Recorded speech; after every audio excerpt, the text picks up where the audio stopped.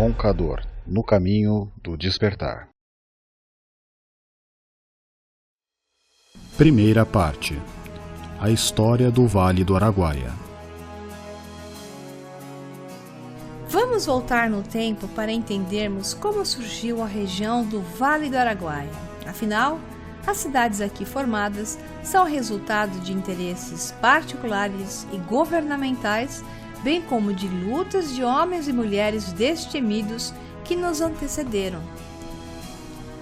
As entradas e as bandeiras do século XVII e XVIII. O Araguaia não nasceu do acaso.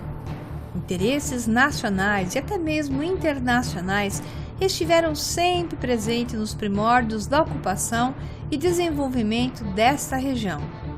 Voltando aos séculos 17 e 18, a história narra que foram formadas dois tipos de expedição para explorar o Brasil ainda desconhecido. As chamadas entradas, um grupo organizado e apoiado pelo governo português, e as chamadas bandeiras, grupos criados por particulares. A primeira buscava expandir o território no país e fora responsável pelo povoamento dos estados de Minas Gerais, Rio Grande do Sul e a descoberta do ouro em Minas Gerais, Goiás e no Mato Grosso. A segunda buscava metais preciosos e a apreação de índios para vendê-los como mão de obra barata no mercado escravagista. Ambas foram responsáveis pela interiorização do país. Desde as entradas e as bandeiras, essa região atraía gente de vários lugares do Brasil em busca do ouro e de índios. Em 1667, os bandeirantes Campos Bicudo e Bartolomeu Bueno da Silva, pai, e seu filho, de mesmo nome, chegaram à região do Araés, local onde hoje está situado a mineração NX Gold, no município de Nova Chavantina. Também atraído pelo ouro, mais tarde Amaro Leite Moreira partiu da província de São Paulo, atravessou o Rio das Mortes e chegou à Cachoeira da Fumaça, situada no município de Novo São Joaquim. Amaro Leite e seus homens encontram vestígios de ouro num córrego que denominaram de Santo Antônio e resolveram ali se fixar. Deu-se então início a um pequeno povoado, o primeiro da região, que até então não havia sido ocupada por civilizados. Ao visitar os municípios do Araguaia, nos deparamos com muitas ruas, avenidas, rios e escolas que receberam o nome de Couto Magalhães, e aqui em Campinápolis não é diferente. Para entendermos o porquê dessas homenagens, necessário se faz conhecermos quem foi José Vieira Couto Magalhães e qual a sua importância na história da região do Vale do Araguaia. Mineiro de Diamantina, Minas Gerais, Couto Magalhães nasceu em 1837. No ano de 1862, foi empossado presidente da província de Goiás, época em que empreendeu a sua primeira viagem de exploração nos sertões do Brasil Central. Seu sonho era interligar a sua província com outros centros urbanos mais desenvolvidos para viabilizar o desenvolvimento das cidades isoladas do território brasileiro. Como na época as viagens eram feitas por animais de carga, o transporte era muito demorado. Pouca carga podia ser transportada nas viagens e, além disso, os custos eram muito altos. O plano de Couto Magalhães era ligar a Foz do Amazonas à da Baía do Prata, através da navegação pelos rios Araguaia, Tocantins, Taquari, rumo ao sul. Couto Magalhães inaugura a navegação no Araguaia. Considerado um homem sonhador e utópico, em 1868, Couto adquiriu um barco a vapor que se achava no Rio Paraguaio e, desmontando-o, transportou-o até o Rio Araguaia por terra. Além do barco a vapor desmontado, transportou também material de uma oficina para armá-lo e fazê-lo funcionar novamente. Graças à sua coragem e teimosia em acreditar na possibilidade de navegação desses rios, em 28 de maio de 1868, foi inaugurada a navegação nos rios Araguaia e Tocantins, em viagens perigosas, enfrentando todo tipo de adversidades. Numa dessas viagens, o coronel Couto Magalhães chegou ao Rio das Mortes e, subindo por este, alcançou a região do Araés, mais precisamente na altura onde hoje está a cidade de Nova Chavantina. Couto Magalhães foi um homem muito culto. Era formado em direito, matemática e falava várias línguas, dentre elas o inglês e o alemão, e também inúmeros dialetos indígenas. Ainda escreveu vários livros, dentre eles Viagens ao Araguaia, As Expedições do Século XX e o Vale do Araguaia, A Saga do Coronel Fawcett, a história do militar britânico desaparecido na Amazônia em busca de uma nova civilização, é contada em livro e ganha as telas. Mas de qualquer forma, a ideia do Indiana Jones é muito inspirada nas histórias do Coronel Fawcett. Precisamente no século XX, o Araguaia despertou interesses nacional e internacional por conta da mística Serra do Roncador, das belezas do Rio das Mortes, dos bravos índios chavantes e, é claro, do ouro existente na região. Com todo esse potencial a ser explorado e de outros interesses, inclusive militares, a região passou a receber várias expedições apoiadas pelo governo, em virtude do plano de ocupação da parte central do Brasil. Dentre as principais expedições, destacam-se a do Coronel Fawcett, Bandeira Piratininga e as expedições Roncador-Xingu. Tais expedições eram acompanhadas pela imprensa nacional e internacional, que noticiava os acontecimentos com bastante entusiasmo à época, fazendo chegar os fatos em várias partes do mundo, dando notoriedade à região em âmbito nacional e internacional. A Expedição do Coronel Fawcett e a Serra do Roncador. Em 1906, o pesquisador inglês Percy Harrison Fawcett iniciou a exploração da Amazônia, passando a juntar pistas que o levavam a acreditar na existência de uma civilização muito mais antiga na selva. Depois de anos recolhendo evidências, em 1925 adentrou o Brasil em sua parte central, rumo ao Araguaia, juntamente com seu filho Jack, de 21 anos, e o amigo Raleigh Himmel, à procura de uma cidade perdida que misteriosamente chamou de Z. De posse de vestígios e de uma estatueta que ganhara de presente de um amigo e com procedência no Brasil, Fawcett acreditava que Z, a cidade perdida, ficava no Araguaia e que a porta para ela se encontrava na Serra do Roncador.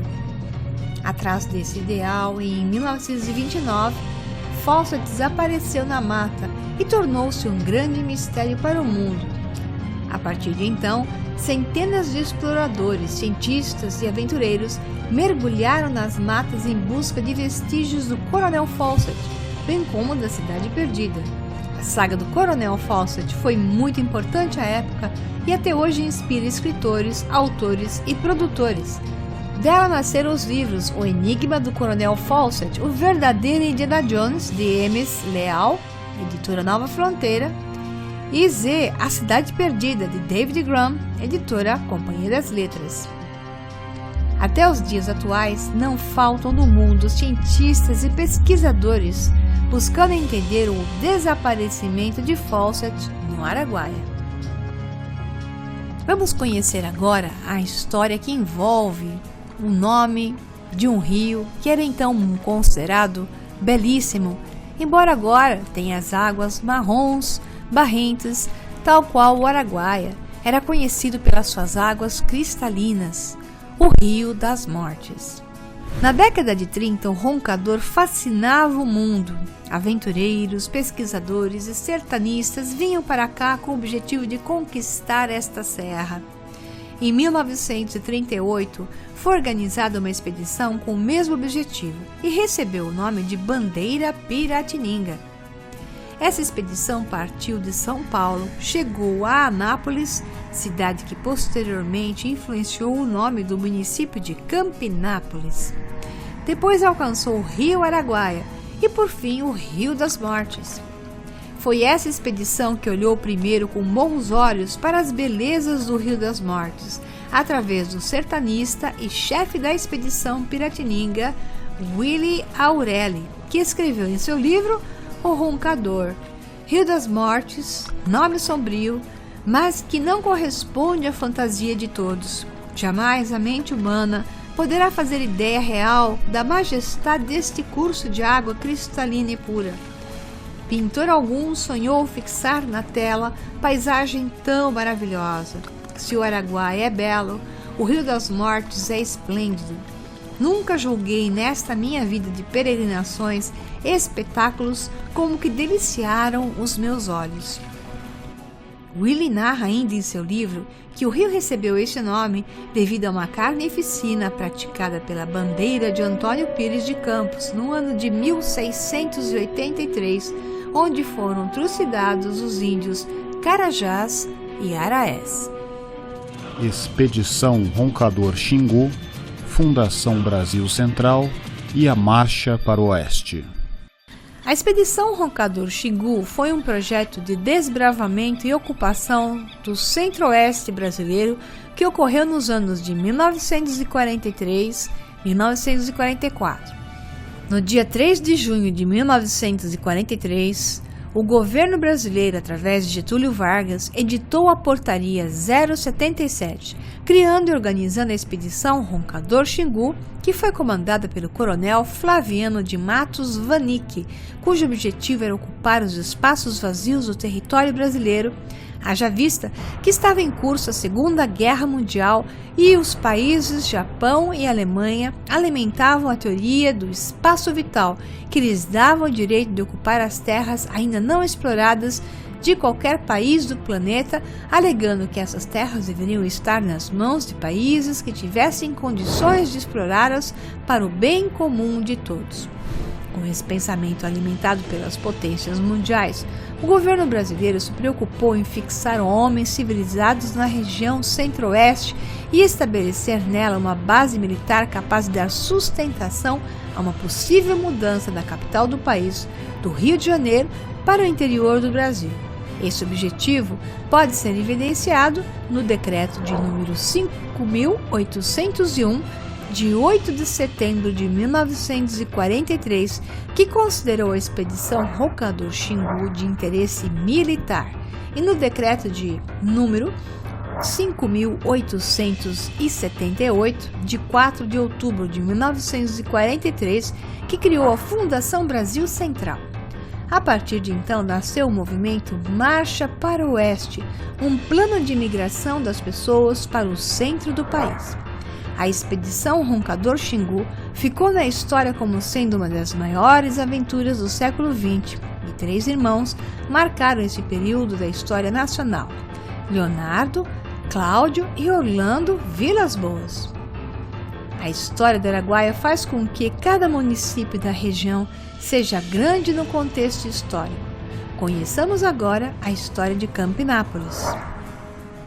Campinápolis é, em potencial, uma fonte de turismo, em virtude de ter no município reserva indígena, que é ocupada pela etnia Chavante.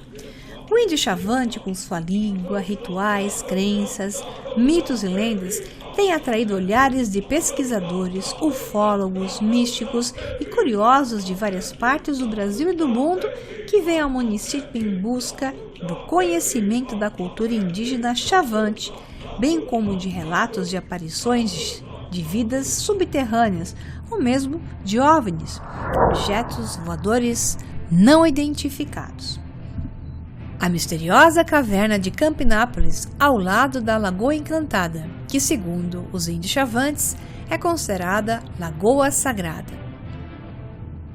Segundo o cacique pajé José Luiz, essa caverna era a entrada para mundos subterrâneos, onde portais se abrem para que esse acesso fosse possível.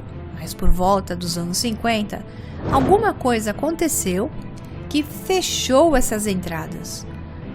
Visivelmente, uma entrada estava no final da caverna, bem ao fundo dela, onde ela começa a triangular. Outro portal na sua parede direita e outro na parede esquerda. De fato, é nítido que ali haviam passagens que foram fechadas com tamanha precisão que aparentam até serem fechamentos naturais da própria rocha. É dito que alguns que passam por essas portas nunca mais voltam e que elas são entradas de mundos intraterrenos. Muitos índios chavantes declaram que viram várias luzes e até objetos voadores não identificados saírem e entrarem na Lagoa Encantada. E dentro das cavernas poderia existir um tipo de humanoide, uma mistura entre um homem e um morcego. Por isso mesmo surgem as lendas dos homens morcegos, que eu acabei aproveitando no meu segundo livro, que é da trilogia O Sol Negro, A Cidade Secreta do Vril, onde os homens morcego travam uma luta com os homens da Sociedade Vril dentro da caverna de Campinápolis. Os mistérios da Lagoa Encantada vão muito além dos avistamentos de luzes que entram e saem da lagoa e até de objetos voadores não identificados.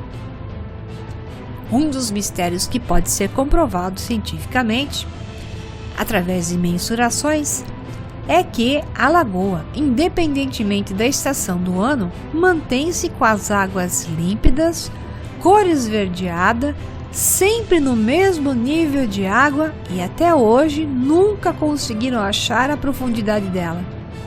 Por esses motivos, acredita-se que a lagoa esconde um grande mistério. Esses relatos em relação a luzes que entram e saem da lagoa podem ser encontrados em dezenas de relatos, se não centenas de relatos de pessoas que estiveram na região ou que vivem na região e presenciaram essas luzes entrando e saindo. De fato, devido à quantidade de pessoas que narra o mesmo feito, é para ser levado em consideração e estar além do mito. Um ponto muito interessante para viajar até a região é o turismo ecológico, onde encontramos cachoeiras, matas e cerrados e hotéis e restaurantes de grande qualidade. O ponto mais alto certamente fica a subida da Serra do Roncador e a visita às cachoeiras. Vivência essa que fará com que você vá desde o desfrute até uma experiência mística e especial.